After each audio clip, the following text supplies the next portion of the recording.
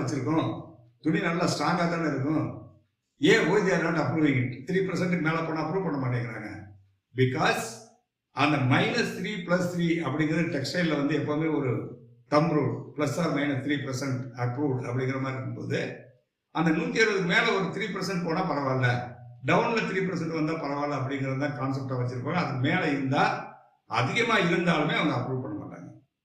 Because of the reason that I expressed that GSM merely it is not weight of the fabric மட்டும் நினைச்சிடாதீங்க, அதை தாண்டி it is the feel of the expression, the feel of the fabric. அப்போ அந்த GSM எனக்கு கரெக்டாக வரணும், அதான் பாயிண்ட்.